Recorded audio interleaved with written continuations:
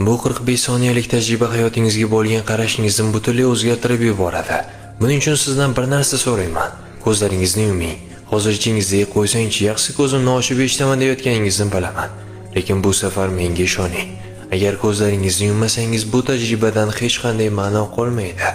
Shunday ekan hozir ko'zlaringizni yuming. Tasavvur qiling, hayotingiz yakuniga yetdi. Siz o'lim to'shagida turibsiz. Nafasingiz siqilib, tanangiz muzlay boshladi.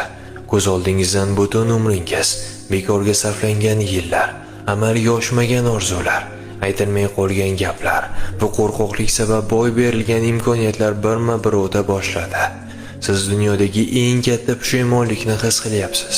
Ichingizdagi alam va dahshat aralash bir faryod otilib chiqyapti. Yuragingiz so'nggi bor urayotgan o'sha soniyalarda xayolan borliqqa, taqdirga bor ovozingiz bilan yolvorasiz. Qani edi menga yana bir imkon berilsa edi. Hayotga bir marta qaytsam, hamma narsani boshqacha qilardim.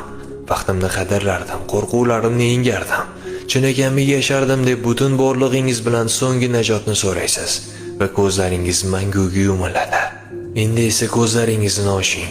Siz hozirgina hayotga qaytdingiz.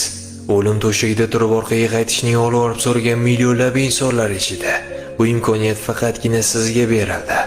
Siz hozir tiriksiz va vaqtingiz bor. Xo'sh aytingchi, endi bu hayotdan qanday foydalanasiz?